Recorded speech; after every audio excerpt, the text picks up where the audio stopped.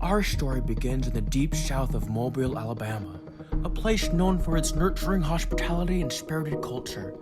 Life here is simple for most, but that wasn't the case for the Dickrickers. It was a neighborhood with little to no disturbance, but that all changed on a warm midsummer's June evening for Susie Dickricker, when her lifeless, cold, stiff body was found dead. And how do you know the Dickrickers? Well, I worked with Dirk Dickricker for about 15 years. I remember the day he met Susie Carmichael. Back in the day, Susie Carmichael, but now Susie Dickricker. But even now, more recently dead. But when she wasn't dead, boy, let me tell you, she had a smile that could light up a room. And a tuchus that could end poverty. But I shouldn't speak ill of the dead. She was a great woman, and we all loved her. What can you tell us about your neighbor, Susie?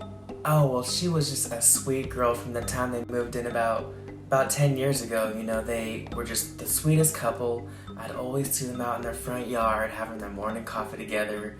And everything just seemed normal, you know?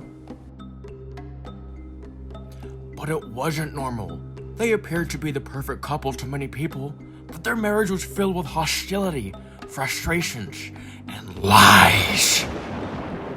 The Dickrickers seemed like the perfect couple when you were looking from the outside in.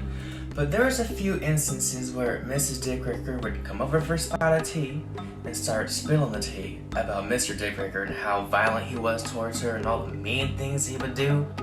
Well, Susie and Dirk were really perfect for a long time, so we thought. You know, everybody wanted to be them. I mean, Susie had a backside that could end the war.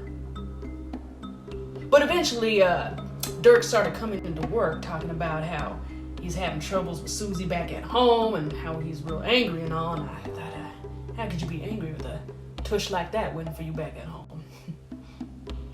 What was the question? Did you notice any strange behavior between the two? Oh, that's right. Susie was beautiful. We're gonna cut. But with the beauty came the beast, and that was Dirk Dickricker. But was it all in fact true? Was there instigation behind the violence displayed by Dirk Dickricker? Or was he simply pushed to the edge of snapping on his beloved wife Susie? Somewhere beyond lies the answers to this mystery filled with deceit and betrayal. But is it the answers that the community yearns for? Now, did you ever hear Mr. Dickricker threaten her life? Oh, all the time. Yes. Well, a week before Susie was killed, Dirk came into work, and I knew this time was really bad. It looked like he had snapped.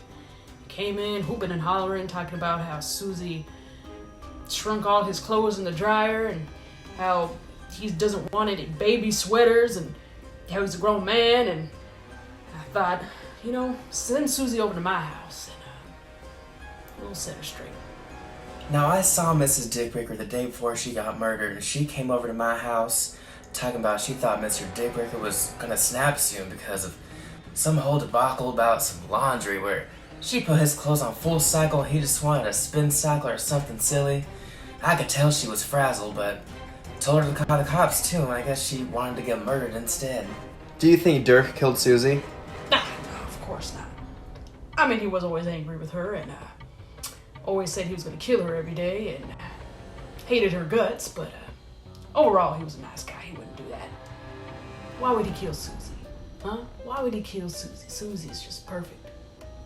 Skin like red velvet. Do you think Dirk killed Susie?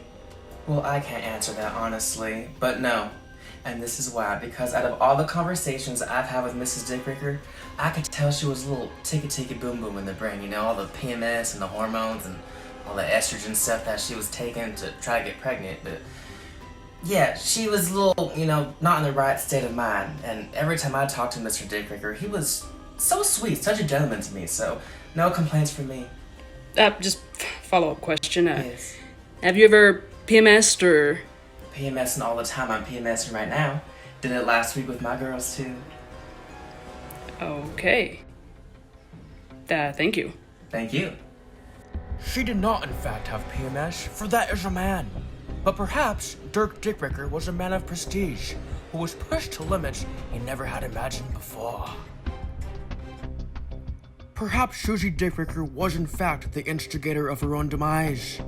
Or is it possible that Susie suffered a series of strokes, which altered her thinking and her consciousness? Bethany, grab me some water, please. Excuse me. What is this? And what is this? What? And what is this? This is all you do is move on from on? All you do you do this? Yes. Can you just tell me the road? I'm trying to keep my eyes on it. This way. I know where to go. I've been there. This way.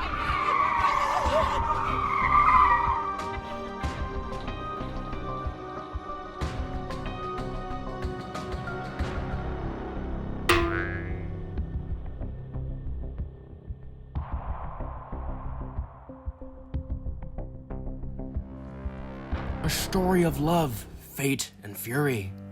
Susie Dickricker's life has expired in an untimely fashion. Was it homicide, suicide, or manslaughter? Perhaps it was premeditated murder or post-meditated murder.